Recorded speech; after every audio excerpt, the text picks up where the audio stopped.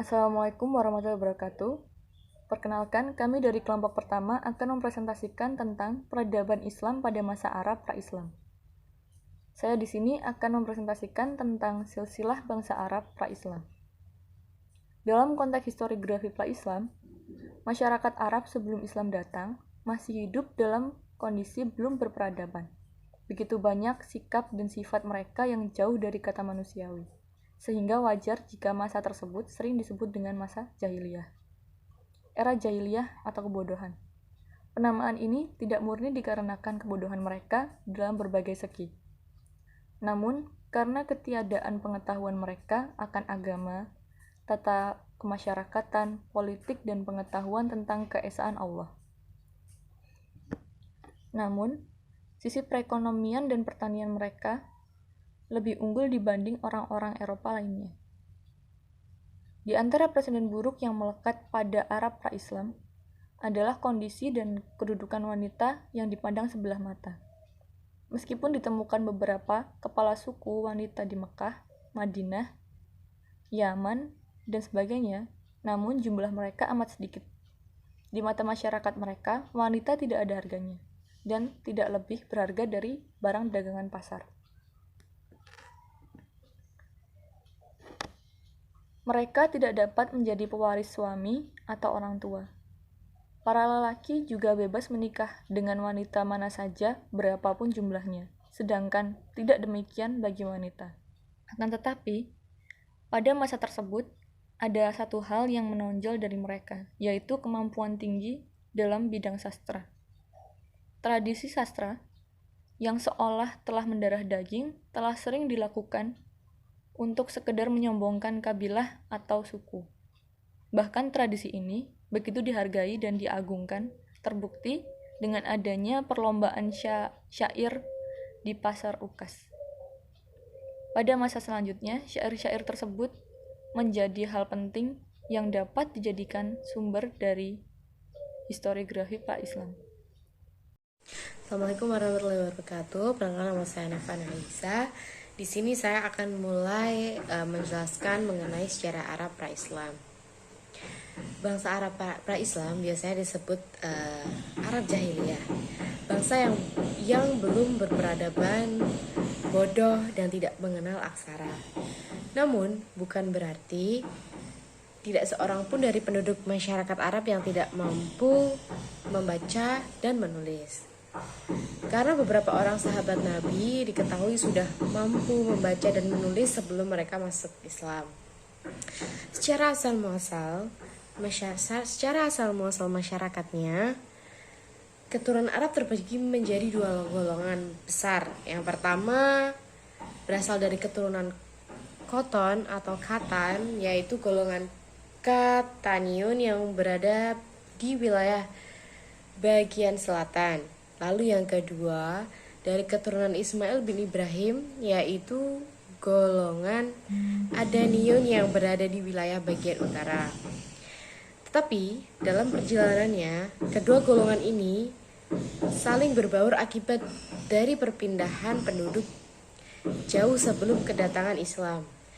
Jazirah Arab bagian utara telah ditemukan tradisi baca tulis. Tradisi tulis sendiri menjadi tradisi di Jazirah Arab terus berlanjut sampai datangnya Islam. Berdasarkan kabar dari sebagian sejarawan bahwa pada saat datangnya Islam di Mekah hanya terdapat 17 orang yang dapat menulis saja. Namun kabar itu menurut Azami belum lengkap, mengingat Mekah merupakan kota kosmopolitan, pasar barter, dan persimpangan jalan yang dilalui para khalifah, kafilah. Lagi pula data yang dikemukakan ternyata belum memasukkan sejumlah nama yang juga dikenal memiliki kemampuan tulis menulis. Meskipun sumbernya benar, Syubi al-Soli berpendapat bahwa kabar ini pasti bukan berdasarkan hasil penelitian yang komprehensif, melainkan hanya perkiraan yang benar-benar samar. Apalagi jika mau menengok kembali sejarah peradaban dan sastra Arab pra-Islam, maka dapat diperkirakan bahwa jumlah orang Arab yang melek huruf tentu lebih banyak lagi. Bangsa Arab, terutama Arab bagian utara, dikenal sebagai orang-orang yang memiliki kemampuan tinggi dalam mengubah sebuah syair. Syair-syair itu diperlombakan, kemudian yang unggul ditulis dan digantungkan di dinding Ka'bah. Melalui tradisi sastra tersebut diketahui bahwa peristiwa-peristiwa besar dan penting secara faktual ikut memberi pengaruh serta mengarahkan perjalanan sejarah mereka. Lalu nilai-nilai yang terkandung dalam peristiwa-peristiwa penting itu mereka abadikan dengan berbagai cara, seperti kisah, dongeng, nasab, nyanyian, dan syair. Orang-orang Arab pra-Islam dan awal kebangkitan Islam tidak atau belum menulis karena mereka buta aksara, tetapi juga karena mereka beranggapan bahwa kemampuan mereka lebih terhormat. Di sini saya akan melanjutkan materi berikutnya, yaitu tentang golongan-golongan bangsa Arab sebelum Islam. Golongan-golongan bangsa Arab ini dibagi menjadi dua, yaitu Arab Baidah dan Arab Bakiyah. Arab Baidah adalah orang yang terdahulu yang sudah tidak ditemukan lagi jejaknya dan tidak diketahui lagi. Hanya tersisa dalam sejarah kitab-kitab suci seperti kaum Adam, Amalika, Yudisa, Amin, dan Samud. Mereka ini mendiami jazirah Arab sebelah utara dan dalam sejarah bangsa Arab mereka juga termasuk periode pertama. Lalu ada Arab Bakiyah adalah bangsa Arab yang masih lestari. Arab Bakiyah ini dibagi menjadi dua kelompok, yaitu Arab Arabiyah dan Arab Mustarobah. Arab Arabiyah merupakan kelompok Kahtan yang bertempat tinggal asli di Yaman. Di antara kabilah-kabilah yang paling terkenal yaitu Jurham dan Yarob, yang terdiri dari suku Jurhum, Kahlan, dan Himyar. Mereka juga pernah memegang peranan penting dalam sejarah bangsa Arab dengan mendirikan kerajaan-kerajaan besar di Yaman. Lalu ada Arab Mustarobah, merupakan sebagian besar penduduk Arabiyah, baik dari desa maupun dari kota yang mendiami bagian tengah Jazirah Arabia dan negeri Hijaz sampai ke lembah Syria. Keturunannya itulah yang dapat dikatakan Arab Mustarobah karena pada waktu Jurham dari suku Kahtaniyah mendiami Mekah dan kemudian tinggal bersama Nabi Ibrahim. Selanjutnya yaitu mengenai kehidupan sosial budaya, politik, dan ekonomi bangsa Arab sebelum Islam. Yang pertama, kondisi sosial budaya. Salah satu kelebihan bangsa Arab adalah bahasa Arabnya, karena salah satu rumpun bahasa Semit yang paling sempurna dan mampu bertahan dari seleksi alam hingga datangnya agama Islam yang semakin pesat setiap harinya. Dalam mengungkapkan pikiran-pikiran, pengetahuan, dan pengalaman hidup yang dimiliki oleh bangsa Arab, mereka mengungkapkan dalam bentuk syair jahiliyah, cerita prosa, kitabah, amsal, ansab, tenun, ramalan, dan perbintangan. Yang kedua yaitu kondisi politik. Di dalam bidang politik terdapat dua pemerintahan yang menguasai bangsa Arab, yaitu pemerintahan Yaman dan Hirah. Kondisi politik bangsa Arab ini terpengaruhi oleh dua hal, yaitu kondisi bangsa Arab dengan kekaisaran Romawi dan Persia, dan bangsa Arab terdiri dari beberapa suku dan memiliki rasa cinta yang berlebihan terhadap sukunya. Secara internal, kondisi politik bangsa Arab pra-Islam mengalami perpecahan yang sering dikenal dengan sebutan otonom daerah. Karenanya, mereka tidak mengenal sistem kepemimpinan yang sentral untuk mengatur segala urusan pemerintahan secara umum. Bangsa Arab menjadikan suku mereka masing-masing untuk bersaing dalam beberapa momen, dan sering terjadi perpecahan yang cukup sengit dan mengakibatkan rasa solidaritas fanatisme timbul dari masing-masing suku. Akibat dari peperangan tersebut membuat budaya dan peradaban Arab tidak begitu berkembang seperti Romawi dan Persia. Suku Quraisy merupakan contoh gambaran politik bangsa Arab sebelum Islam. Mereka adalah suku yang banyak berperan dalam urusan kewilayahan Mekah seperti otoritas untuk memelihara Ka'bah yang saat itu menjadi monumen berharga oleh masyarakat Mekah. Kondisi politik di wilayah pra-Islam erat kaitannya dengan pembahasan nasab karena pada dasarnya terdapat 3 garis keturunan besar yang menjadi cikal bakal orang Arab, yaitu Baidah, Aribah, dan Mustaibah.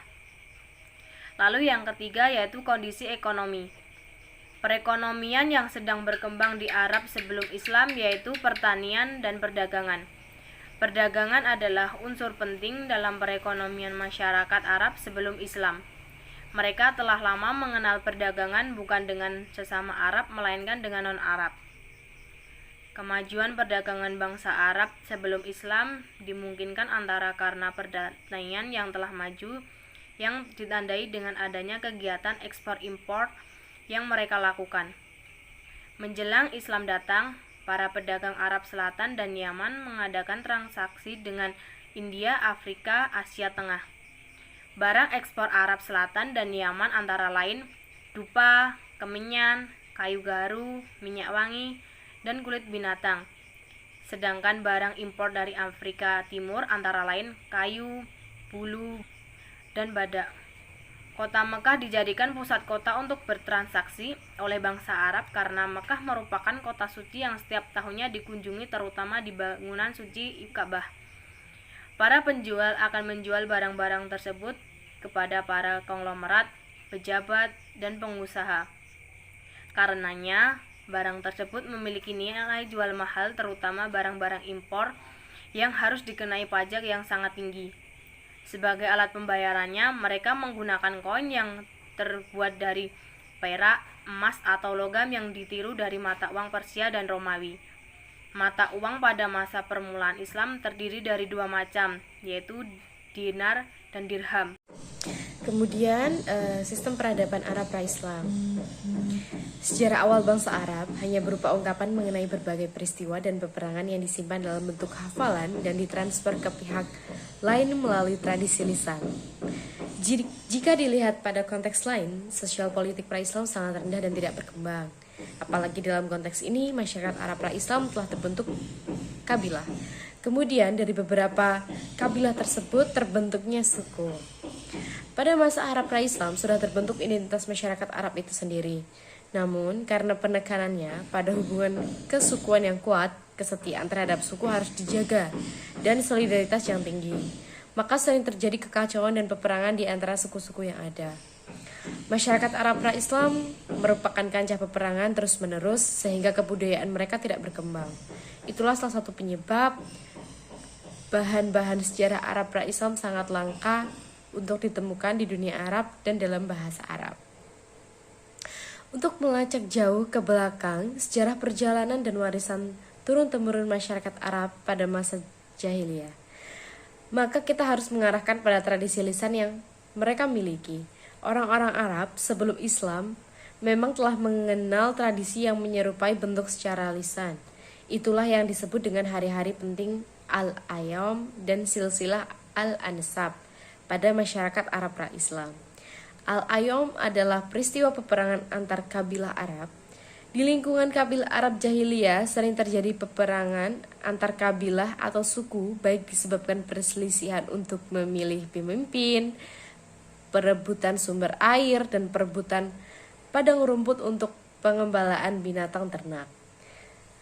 Karen Armstrong dalam Liputo 2014 menyebutnya dengan istilah gazu, serangan, yang merupakan jalan pintas untuk mendistribusikan sumber daya guna memenuhi seluruh kebutuhan pada saat itu. Pihak penyerang akan menyerbu rombongan dari suku lawan dan membawa pergi barang jarahan mereka. Al-Ansab adalah bentuk tradisi pra-Islam yang mengandung banyak sejarah yang artinya silsilah. Al-Ansab adalah kata jamak dari nasab yang berarti silsilah atau genealogi. Sejak masa jahiliyah, orang-orang Arab sangat memperhatikan dan memelihara pengetahuan tentang nasab. Ketika itu, pengetahuan tentang nasab merupakan salah satu cabang yang dianggap penting. Setiap kabilah menghafal silsilahnya, semua anggota keluarganya menghafalnya agar tetap murni, dan silsilah itu dibanggakan terhadap kabilah lain.